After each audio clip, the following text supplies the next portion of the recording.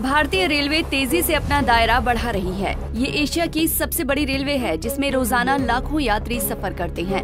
पश्चिम बंगाल के न्यू जलपाईगुड़ी में हुए भीषण रेल हादसे के बाद रेलवे में सुरक्षा के लिए उपयोग होने वाला कवच सिस्टम एक बार फिर चर्चा का विषय बन गया है। कवच system Delhi Guwahati railway route पर लगाया जाना है, लेकिन फिलहाल इस रूट पर सिस्टम इंस्टॉल नहीं है। अगर इस रूट पर कवच सिस्टम इंस्टॉल होता तो शायद इस हादसे को रोका जा सकता था।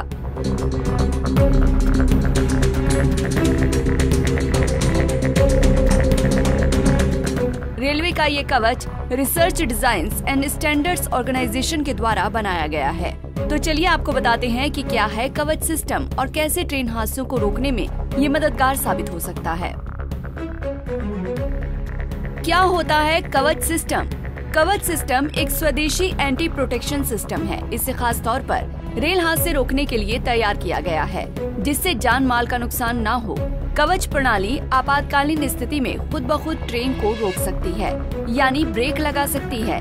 किसी भी कारणवश जब ट्रेन का ड्राइवर समय पर ब्रेक नहीं लगा पाता, तब ये सिस्टम तुरंत एक्टिव हो जाता है। ऐसे में बड़े रेल हादसे होने से रोके जा सकते हैं। रेलवे इस सिस्टम को पूरे रेल नेटवर्क में स्थापित करने की योजना बना रही है। हालांकि अभी तक बेहद कम रूट्स पर इसे लगाया जा सका है।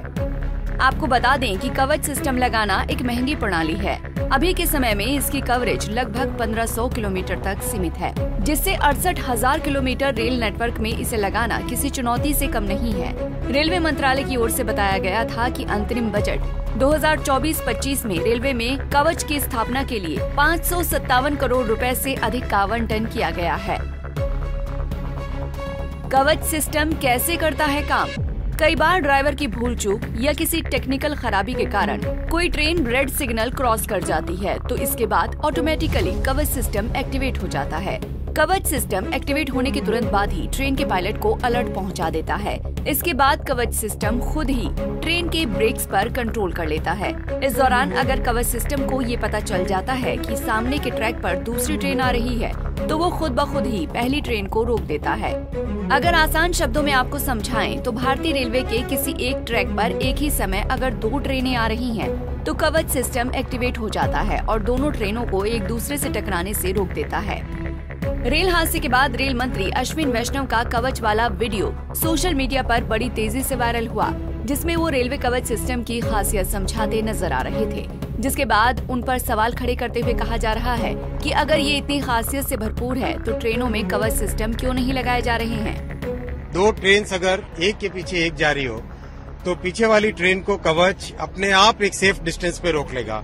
अगर कोई ट्रेन आ रही है, सामने रेड सिग्नल है, आज हमने देखा लोकोमोटिव के अंदर 2 किलोमीटर दूर अगर रेड सिग्नल है तो भी ड्राइवर को वो रेड सिग्नल कैब के अंदर ही दिखाई दे जाता है।